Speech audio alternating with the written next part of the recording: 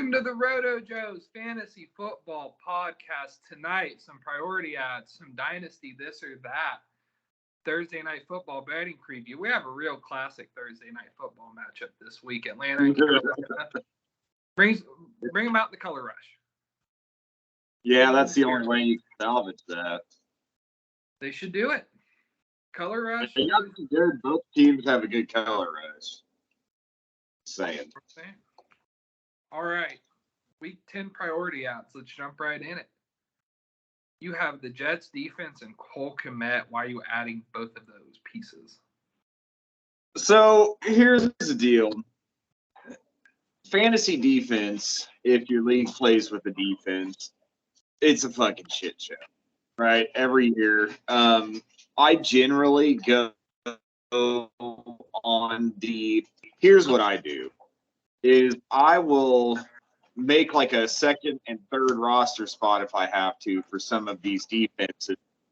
And I generally just prioritize bad offenses, right? I actually have gotten to a point where I like to look a week ahead and take the, what would be the top ad so I don't have to fight for it a week from now, if that makes any sense at all. So for me, Jets defense is on bye this week. Go grab them because here's the deal. If you look at their fantasy playoff schedule, there's not a better one out there. And I think it's time. I mean, they went out there and put up 12 points against the best offense in the league. So I think it's about time we have to put some real respect on the Jets defense. As weird as that sounds to say, I'm going out and trying to add that in just about every league I'm playing with defense. How concerned are you about Josh Allen's injury? It depends. It depends on where your team's at. If you're in a dynasty league and you fucking suck, what does it matter? But if you're a contender, you might have. I mean, if you're a fringe contender, which you shouldn't be if you have Josh Allen, but if you're like right on that cusp of making the playoffs, you might have to make a move. I don't know. They say day to day. I've learned to not really put a lot of stock in what coaches say because they're full of smoke screens and bullshit most of the time. But I think it's concerning enough to at least have a backup plan in place. Yeah, it's the same thing I think Matt Stafford has. And it's just it's concerning a little bit. He did uncork a 70-yard bomb right after he got hurt. So there was that. He's a cyborg. He might be fine. But I don't think it's anything crazy like year-long serious, but it might bother him for 2 or 3 weeks. It's honestly, in my opinion, if you got somebody, and this is what I'm thinking about trying to do, is go and make a play for Josh Allen.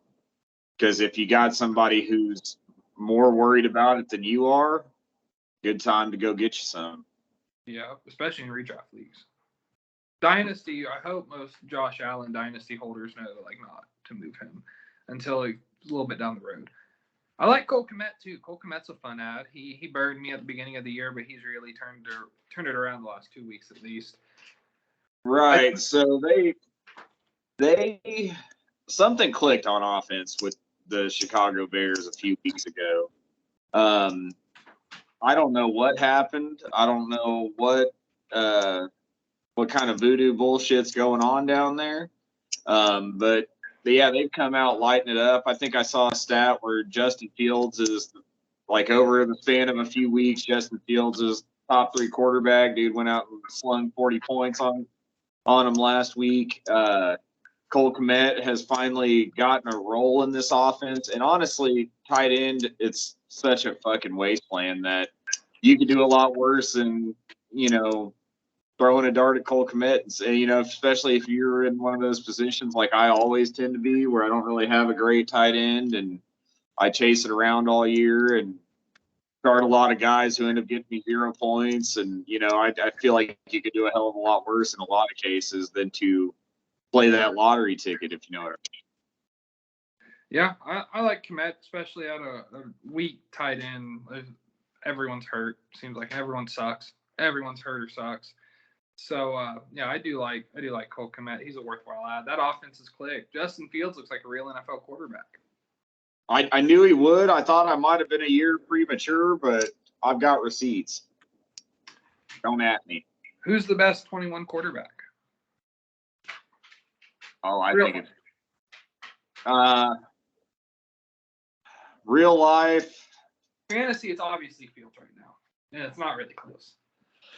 Yeah, it's Justin Fields, and it's not really close. But right now, I think it's kind of a toss-up between Fields and Lawrence. I mean, they're both on pretty subpar teams, doing the best they can. I think that one's still out for debate, but I think ultimately it probably will be Trevor Lawrence, but it's just going to be some time. Yeah, when Frank Reich gets hired as the OC out there. Right. Talk about that for a second. Jeff Saturday, ESPN analyst Jeff Saturday, whose last year coaching was a 3 and 5 year in high school at a low level, got hired as the head coach of the Indianapolis Colts. Irsay does not know what the fuck he is doing. And it might also be a Ballard issue, but something tells me that was an Irsay move. Yeah, that one's, I mean, that's bad. Because here's the deal. Generally when a coach gets fired, they look to the coordinators, someone even just in an interim role. That told me that, A, they didn't have anybody on that coaching staff that they felt comfortable with being the head coach, even for 8 weeks or 10 weeks or however many's left. And then you roll into the fact of why the fuck Jeff Saturday? I mean, the guy, yeah, he coached a shitty high school football team. It was like a Christian prep academy or something weird like that. Not very good. No collegiate, no NFL coaching experience at all. Sure, he played center real good, but I don't know what in the fuck makes anybody. Now, if they would have went out and said, "Hey, Peyton Manning is going to come be our head," no one would have said a damn word about it. Well, Peyton Manning also was essentially the OC his last 3-4 years in Denver. So, right. I mean, kind of have coaching that one, no one would have said a word about. There's a lot of different. They could have done a lot of different things, and I mean, they're clearly just ready to take it for the rest of the year. I just thought that was so bizarre. The whole situation. They fired their OC 2 weeks ago. Fire right now, so none of that offensive staff in terms of like leadership is there. Jeff Saturday's the head coach. It's just weird. I don't know what Irsay's doing. He's blowing that team up. Ballard needs to go. Like the real issue in all this, other than Irsay, is Ballard. Ignored quarterback, ignored wide receiver, ignored edge, ignored corner. Those are the 4 main positions in the NFL. And tackle, left tackle. So those are like the 4 big ones. Ignored all of them.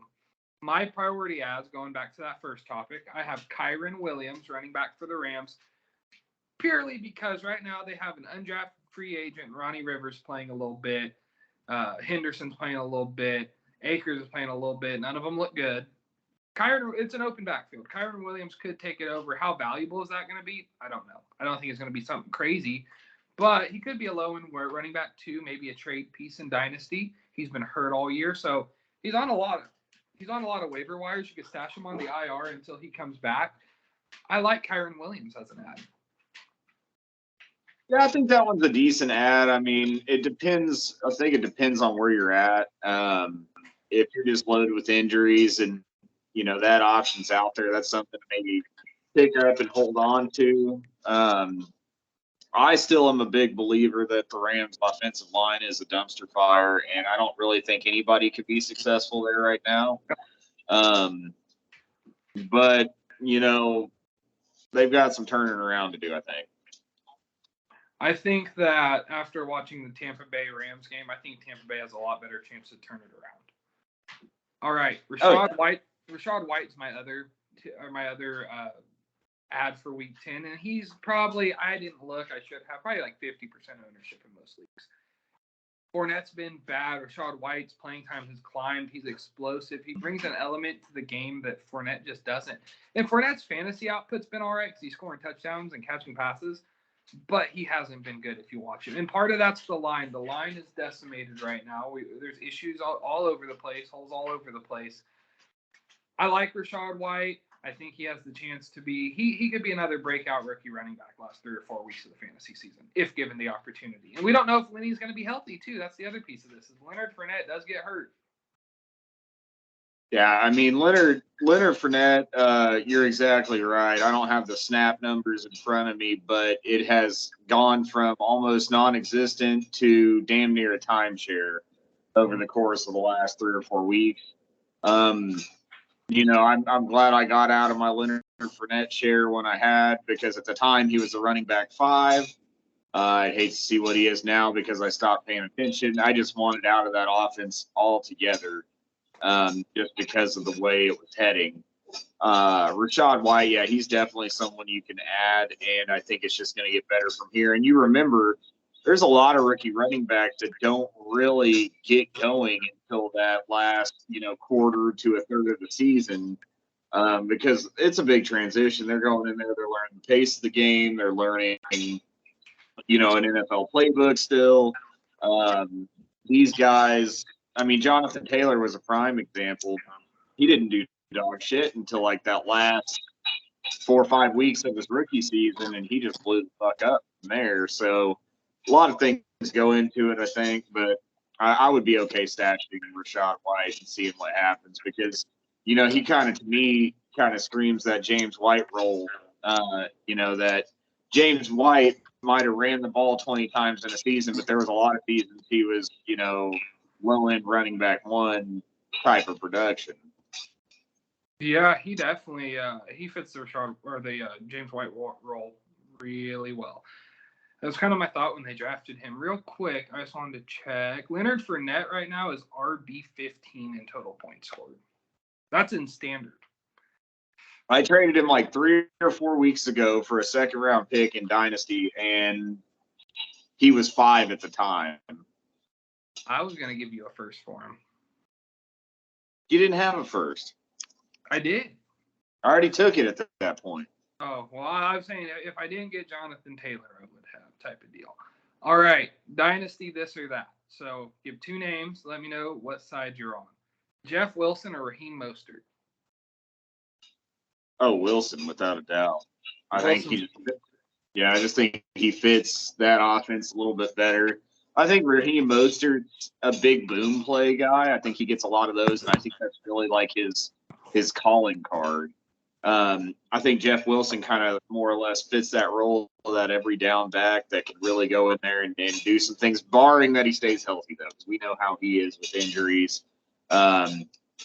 But he's playing behind a really good line. He's got a lot of good things going for him. The offense is dynamic. I think I'd probably err on Wilson. I agree. I think Wilson might be the guy in Miami. Mostert's hurt a lot. He's been all right, but he hasn't been spectacular. I like Jeff Wilson. I do. He might be a league winner. I'm really pissed. I almost picked him up after he got traded, and I didn't, and I should have. And yeah, sucks. All right, here's a fun one. I was shocked when I looked at these stats. Jacoby Myers, wide receiver 14 in PPR right now, or Deontay Johnson, the wide receiver 41. Both are 26. I want no fucking part of Deontay Johnson. I don't give a shit. Yeah. he was a beneficiary of Noodle Arm Big Ben throwing it 6 yards. And he's just not very good anymore. He's not even, they traded Chase Claypool, and he's still not the receiver I want to have in that offense. He's probably the third guy. I'd rather have Freiermuth and Pickens before I'd really want a whole lot of Deontay Johnson. And he's a fucking prima donna. Like, I can't stand the guy. He's like, every time he doesn't catch a ball, which is a lot, he's always, where's the flag? Where's the flag? Nowhere, fucker. You just can't move very well. I forgot you hate Deontay Johnson. I didn't even think of that. I just thought it was funny because at one point Deontay Johnson was a dynasty wide receiver 1, not the wide receiver 1, but a wide receiver 1. Jacoby Myers, low key, might be a wide receiver 2 for about 3 or 4 more years. I don't think he's he's not like uber talented, but especially with Mac Jones at quarterback, he'll be the guy in the slot that's getting a lot of work. We made a trade that centered around Kareem Hunt before the trade deadline for Dameon Pierce. I think I won it, but only because of Jacoby. Yeah, that was that one where I was like, Jacoby, I didn't realize Jacoby was up there like that when I did it. I just knew as a New England fan, he's good. He was a guy I was starting.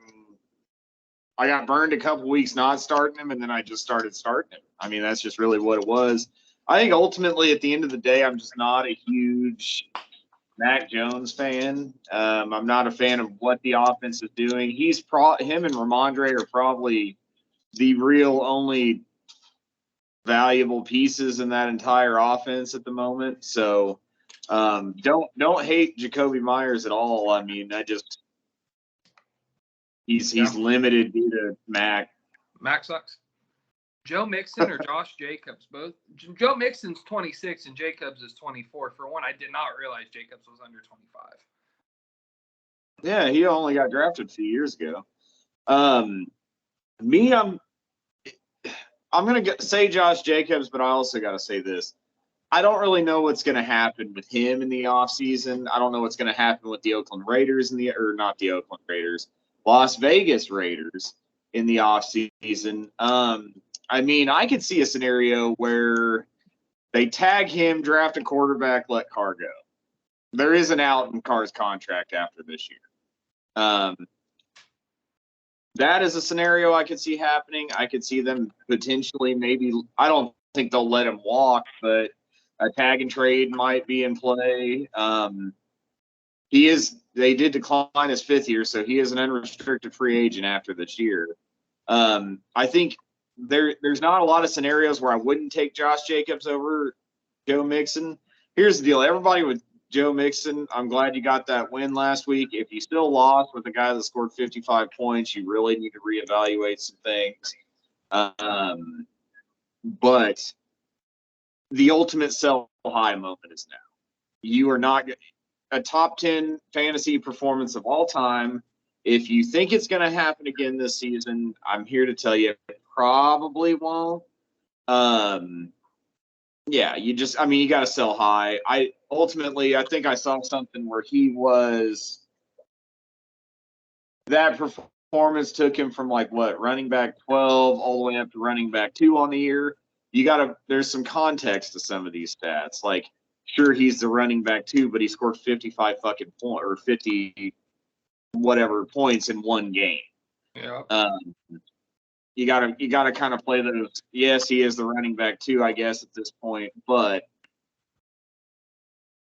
he's not gonna have another 50-point game.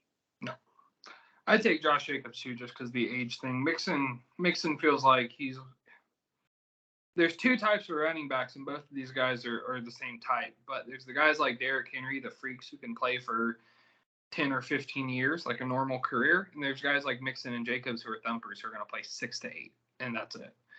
Mixon's almost out. And Jacobs been around. Jacobs could probably go to another team and be fine. Like Josh Jacobs, I don't know about Connor's contract situation, but like Josh Jacobs to the Cardinals would be really good, I think. I think there are outcomes where he's perfectly fine. He might go back to Vegas. I kind of am leaning toward he's probably going to go get paid, and Vegas didn't want to pay him. But he could get that. I mean, the thing that I didn't get was the 5th year thing, because the 5th year isn't like top running back money. I think it's like less than the tag. Less than the tag. Right.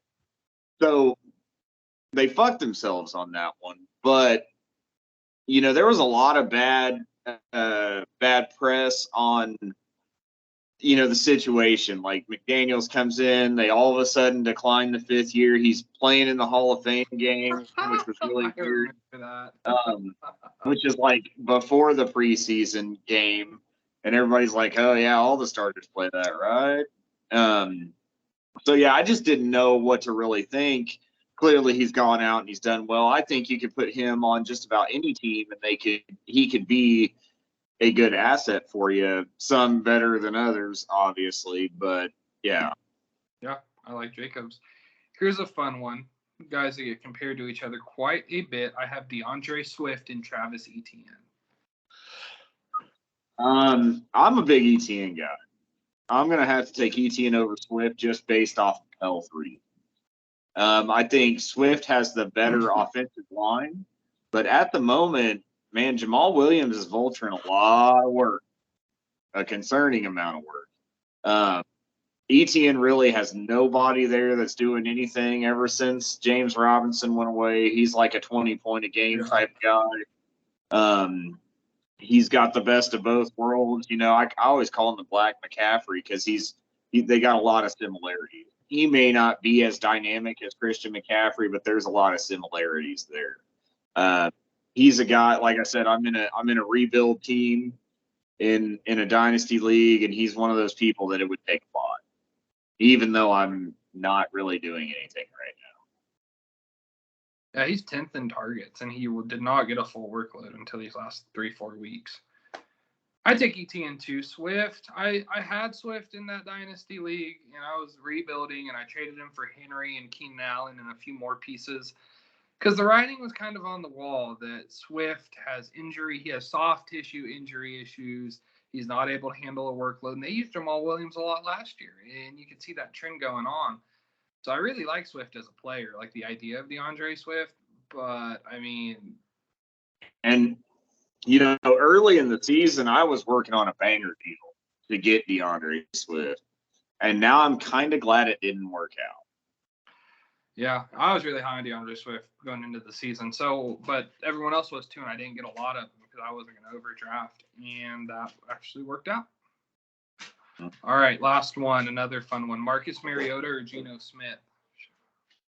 Oh, Geno. Yeah. I heard a thing the other day, and that's why I texted you this, but I was like, man, at some point, we really got to talk about Geno. Like, he might be at least legitimately should be talked about in the MVP conversation. I mean, and everybody thought it was real silly in the offseason when, so Drew Lock comes over in the trade. We all just kind of assumed Drew Lock's probably at least a little bit better than Geno Smith. And then we hear Geno Smith's running away with this quarterback battle, right? Mm-hmm. And at first glance, I'm like, that's fucking weird. Why is Geno Smith running away with anything? I mean, he's 30 some odd years old, never really caught on anywhere, kind of like a journeyman type of thing. But the guy's flat out gone out and played good ball. I mean, in a division where I would have assumed any of the other three teams would be leading it, I could have seen it go any way, except for the way it's going. Yeah. And he's playing great football. Dynasty wise, here's the way I see the Seahawks. I don't feel like they have an immediate need to go get a quarterback. Now it depends, how the draft falls. I get that. Like if one just falls in your lap, you can't not do it. But they're going to be picking probably mid to late in the first round at this point. They're 6-3, right? Yeah. Mid to late in the first round. I think the first three guys will go in the first 4 picks at least. I just don't see, maybe you take a developmental guy like Hendon Hooker or something. Maybe someone who's not like Hendon Hooker's too old to develop. He's a 6-year senior. 8 years. I knew a couple 6-year seniors in high school with that deal.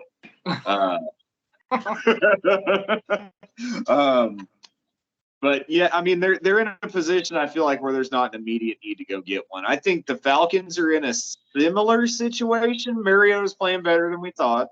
I think he's quarterback 12, 13 last I saw on the year. 10 somewhere between 10 and 13. At one point he was like 5 or 8. Having a really good year. The Falcons don't suck as much as we thought they did. And I think they're in a position, too, where they don't need to reach. I mean, they still got Ritter, maybe might be doing a thing someday, maybe not. I think he's playing well enough at quarterback to where they've got bigger fucking problems. We know that. Yeah. I like Geno Smith too, just because I don't think Mariota is going to stay. I mean, maybe one more year. Someone on Twitter had said Geno Smith and the Seahawks are running, and Shane Waldron, the OC, used to coach for the Rams. So Geno Smith and the Seahawks are running like the Jared Goff Rams offense to a T. Now, the question is, where does that get limited at? We saw Goff ran his course 3-4 years out. Maybe that doesn't happen here. Maybe it does. The other part of Goff running out was Todd Gurley running out. And Kenneth Walker probably isn't going to peter out in the next 2 years. So, yeah, I like Geno. Todd Gurley is like, he's younger than I am. He's like 28. Yeah, it's crazy. It sucks what happened. I still don't know what happened. Like, I know there was some form of injury, but really? Yeah. Yeah. Well, I feel it, dude. I'm probably 2 years older than him, and boy, shit hurts, right? All right. So, moving on. We have our Thursday night football matchup. Carolina hosting the Atlanta Falcons. Before we talk parlays, lines, anything, I want to start with this. 60% chance of rain the first 3 hours of game time. Wind 17 to 25 miles per hour. And both teams have shitty quarterbacks. So, Atlanta's favored -2.5 here. The over-under is 42.5. The first game these guys played was, I think it was 37-34. Yep, I'm going the under as well. It's Carolina. We don't even know who's playing quarterback. I think we do, but we don't know who's really going to play the whole game. I think it's P.J. Walker's going to at least start. I think so too, but I'm not sure that he's going to do much in the rain. Man, he's really like an every other game type of guy. Like, if you look at his stats, like, he has a good game, he has a shitty game, he has a decent game, he has a shitty game. So last week was clearly a shitty game. So, and really one of his best performances of the year. And I don't want to say that because he did kind of light Tampa Bay up. Better performances was against Atlanta. But here's what I'll tell you about the betting lines. They suck. I mean, there is just, you look at those. First thing I thought was like, let me go get the P.J. Walker under. Doesn't exist on DraftKings. Yep. Can't get it because I would take that. I really don't care what it is. I would take it. There wasn't a line for P.J. Walker interceptions. They just, Vegas is going to make their money, right? Like, that is something I've learned. They're not going to get, like, because I'd go bet the under on that, the over on interceptions, and an Atlanta money line. And that would be an easy parlay for me, but I couldn't do that. Atlanta -2.5. Oh, yeah. Yeah. Yeah, please. All right, single game parlays for this. You have a Patterson anytime touchdown, the Falcons money line, and then a Panthers lost fumble, +450. Yeah, here's the deal. Ever since I stumbled across the lost fumble one, I like it. I would like to leverage that bet really with like an either team loses one, but that wasn't an option this week. One line I did see that if you couple it like, and I almost made this my parlay for the week, but there was one that was like Atlanta to win every quarter. And that was like +3,000 or something ridiculous. So, yeah, that was a good one. So what I did at that moment is I took that and I put it with like a Cordell anytime touchdown, and it was like +5,000. So that's just something to keep an eye on. There are those little hidden gems in some of these lines. I don't really like a whole lot of these lines at all, but Cordell Patterson seems like the most realistic person to score a touchdown out of the whole team, or out of both teams, really, just because he's really out of two professional NFL teams. I'm going to tell you, sadly, I'm going to roll with Cordell probably to be the one to score a touchdown, and I don't feel good about that. No. There's no one, inconsistencies with Kyle Pitts and DJ Moore, which are really arguably the two best players in the game. Deontay Foreman, maybe. but he had a shit week last week. And I'll tell you a story. One time I traded him for a second-round dynasty pick, and that was like a week.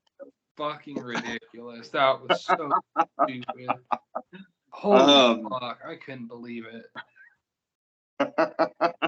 That's like the definition of a rental. And think about all the rentals you could get for a second that are better than Deontay Foreman. You could get Deontay Foreman in 3 weeks for the same second-round pick. Yeah. That's why I'm glad I got it. But yeah, lack of consistency from those guys. Definitely love the Atlanta money line. I just think they're the better team right now. They're playing really decent football. Arthur Smith isn't doing a terrible job there like we thought he was. I like Arthur Smith. I do too, man. Give him some real football players. He might be dangerous. He's not a fun fantasy coach, but he's a good real life. He's not a fun fantasy coach. No. Well, yeah, no. When they take Bijan Robinson though, I bet it's a thing. They have to go they're gonna pick kind of late. I don't know. If they tank, I bet they get Will Levis. I like Will Levis in Atlanta. I do. I really like so as a fan of the team who currently holds the first pick in the draft, I don't think there's a bad option. I really like all three of them. I think my preference would be Stroud, but that's just me. I think with how you guys are set up right now, Young would probably do the best. I don't think I think Young would do the best with how the team's set up, but I think Stroud's the better player. I think Stroud is too, and I think there's a lot of temporary pieces in our coaching staff. I think Lovey's a bridge guy. I do like him as a coach. I don't think he is a game changer, but he is a just fine for a bridge coach. I think I've got a theory. Like I think ultimately Lovey's the fall guy to hold it down till Pep Hamilton's ready. I think Pep Hamilton's the guy that they want. Unless it's like some unnamed person from the Patriots staff that Caserio wants. We already know. No, I'm good. He's coaching the NFL. He's so good he can coach both sides. I think when they were looking for a coach, I think they went through all these shitty interviews, and they were like, "Hey, Lovey, why don't you hold it down for a couple of years, and then we'll give it to Pep, and then you can be the defensive coordinator again." And he's like, "Okay, I'm fucking old, so." But you also know how much Caserio loves Patriot players. I mean, we made some dumbass trades for some just absolutely worthless Patriot players. Rex Burkhead is still a thing. He fucking loves that guy. Sucks. A 34, 32, 33, 34-year-old white dude playing running back. He's got a lot more of a snap share than he should. And, yeah, so I think there's a lot of things going on in Houston. But I think ultimately we're going to be a better football team after this year. Davis Mills has let me down. He wasn't it. No. I think he'll be a very good career backup. I do too. I do. I think he'll be Ryan Fitzpatrick. Yeah, I mean, I think he'll be one of those guys who ends up in a lot of situations where he needs to start, and he's probably good enough to not lose you games, but on a bad roster, he's not dynamic enough to make a difference. And that's kind of now. If you fucking took Davis Mills and put him on a successful team, say he needed to fill in for Josh Allen for 6 weeks, he'd probably go 5-1. Because the team's built around him, he's not dealing with constant chaos. There's a lot of manage the game. He can manage the game, and that's what I think. I think he'll be a guy exactly like Fitzpatrick, some other like a Case Keenum, some of those guys like that have but can go out there and not lose you a game. Yep. All right. My parlay for the week. This one's crazy. I call it when it rains, it storms. So I always check the weather on these, right? Like before Sunday and today, and I try to exploit the weather. So again, 60, 70% chance of rain at kickoff. I think there's a hurricane coming. Oh, Jesus.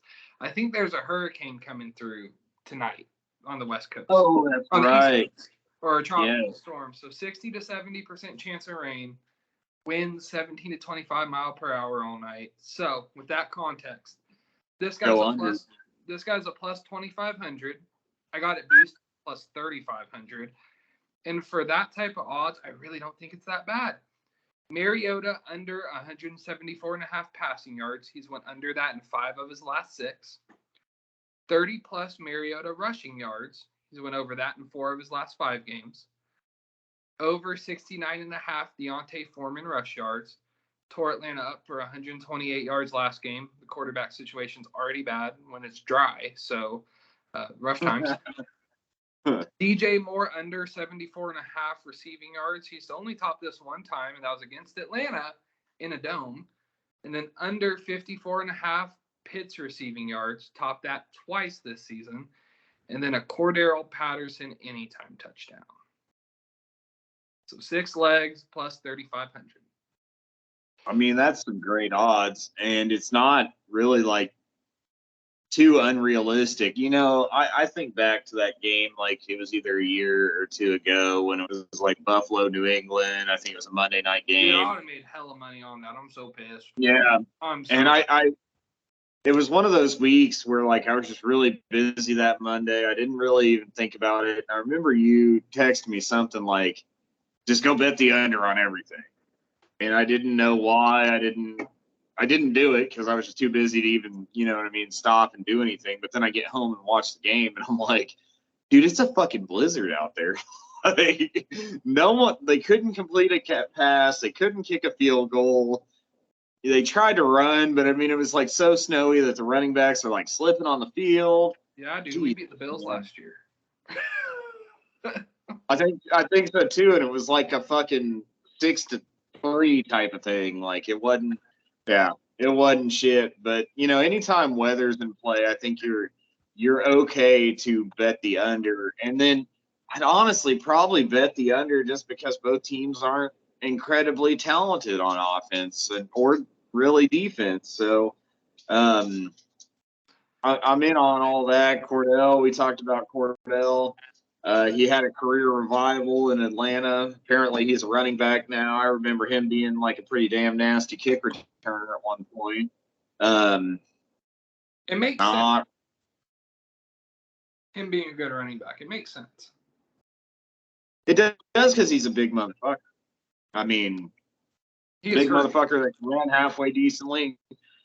You know, in hindsight, I can't believe nobody caught on to that sooner than the Atlanta Falcons. I'm surprised Bill Belichick didn't say, you know, you look like a running back. Why don't you go out there and run it? You know what I mean? Like a 1960 year guy like you, Cordell. We need G's. You like that? Yeah. We did use him a lot on like bubble screens and jet sweeps. So he did kind of get like that was the first real gadget usage he ever got. But yeah, he was good for us. I do remember him. He had some big plays, and it was all funky shit like that. Where it's like, I don't think you should be able to do that. Right. I mean, and you know, I always liked the player. He was a guy that, you know, back when he was young in his career, I think he started with Vikings, didn't he? Yep. You know, I remember drafting him a couple of times as a receiver and realizing that wasn't going to work. He's, you know, you always got your guys that you like coming out of college, and you want to give them as many chances in fantasy football as possible. And he was one of those for me. Like, I always drafted him too many times. I got burned every time. So now I don't fuck with him at all. You know? So we'll end on this because it's an interesting Patterson. I just think it's interesting. So in Minnesota, and then so he played 4 years in Minnesota and then 1 in Las Vegas. He had 12, 10, 2, 7, and 13 carries. He then goes to New England and gets 42 carries. That was the beginning. Bill knew what was up. It was just he couldn't do that.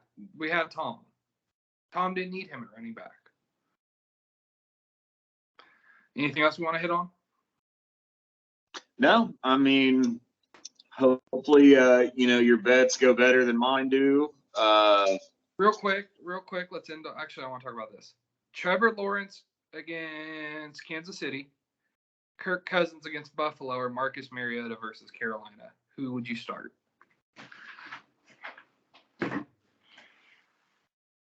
Is none an option? No, it's not. I wish it was. So I'm going to have to rule out Mariota just due to how shitty that weather sounds like it's going to be. He's clearly got the best matchup, but I think weather's not going to be his friend.